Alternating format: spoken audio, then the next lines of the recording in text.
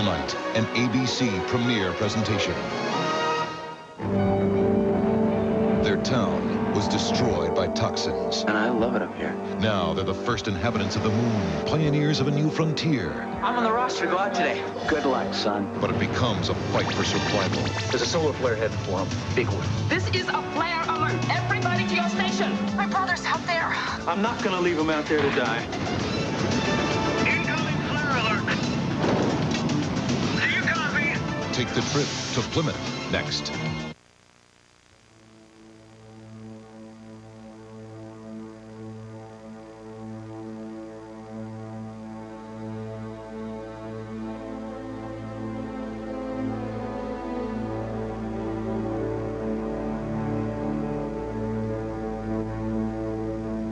It might have been my father who told me, if a tree puts down roots long enough, not even the devil himself can pull them all out.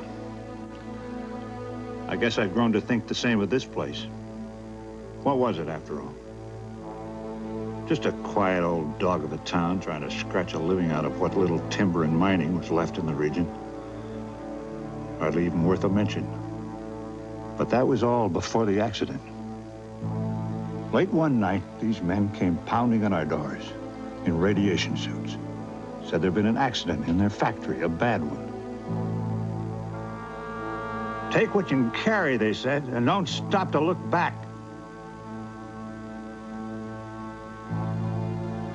By sunrise the next morning, Plymouth was a ghost town. And I doubt even the ghosts survived that poison. What had always been our home was now a dead zone, roots and all. And would remain so for centuries uncounted.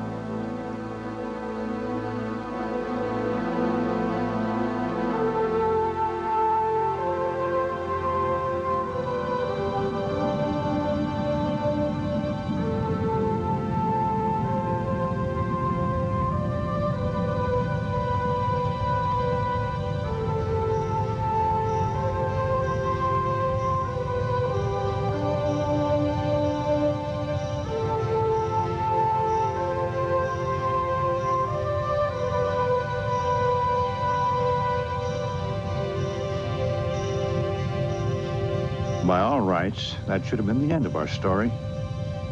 Homeless, confused, scared. We had no idea where we belonged, and even less where we were going. And then there was this company, Unidac.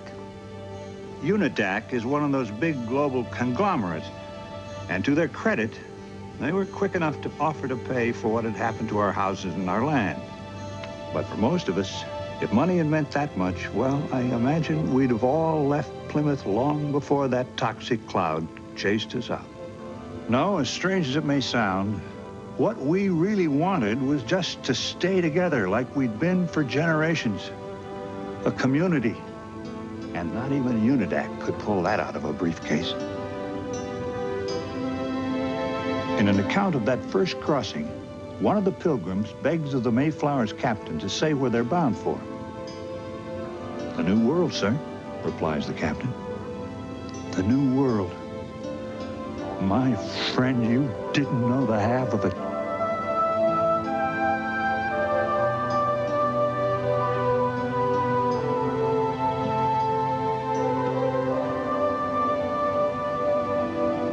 Okay, we're going to do our braking burn in a few minutes to put us into lunar orbit.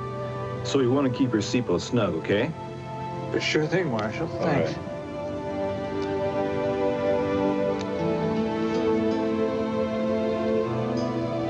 Look at that.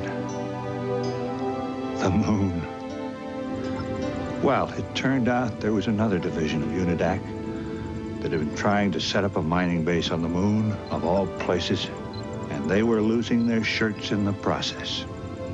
Morale was bad, production was failing, and we knew then the spill in our town wasn't the only mess Unidac had on its hands. Insertion burns in 10 seconds. 5, 4, 3, 2. Ignition. We have ignition. And 3 good engines.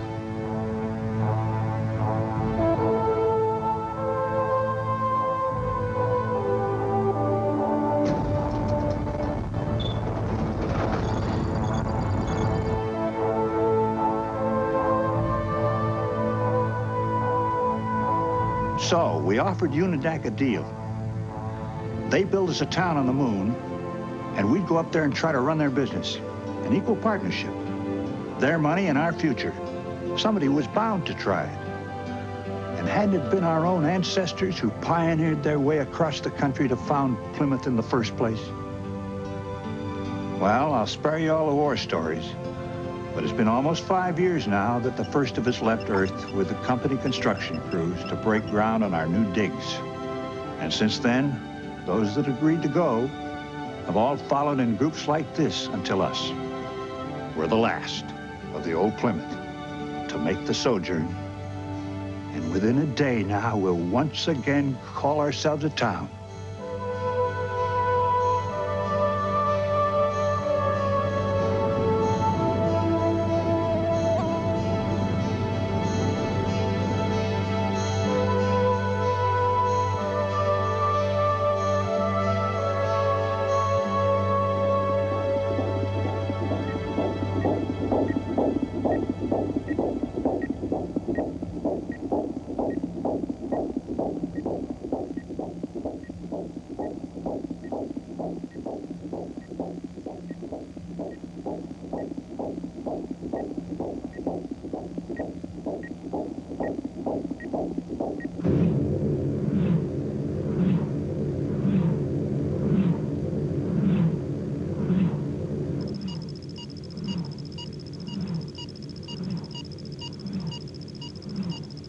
First trimester, week 10. I've increased my spin table sessions to over an hour per day now. I'm hoping the added gravity might increase the chances for a normal development. But there's no way of being certain of anything up here. That's partly why I've kept silent. And because I know what's going to happen when I have to tell them all. It's been so long since I've carried a child, I'd forgotten how special it was. But on the moon, a new life for a new world.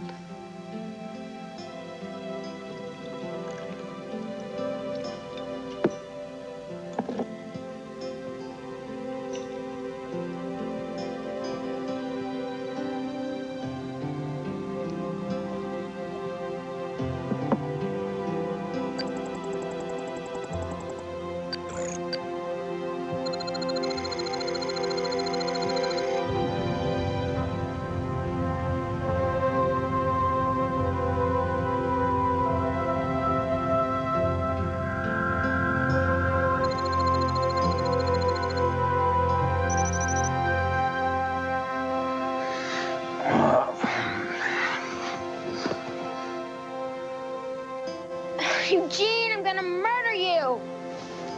Eugene, turn that thing off!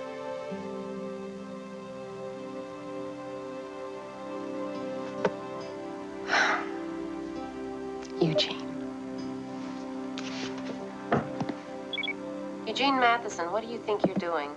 It's barely 6 yet. Way too early for sunup, and you know it. What are you doing at the clinic so early? Never mind that. You just turn off that light now. Oh, Mom.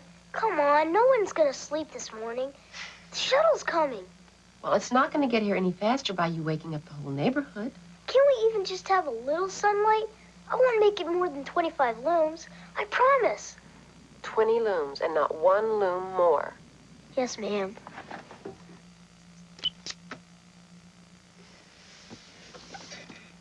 You're going to listen to everything I say, right?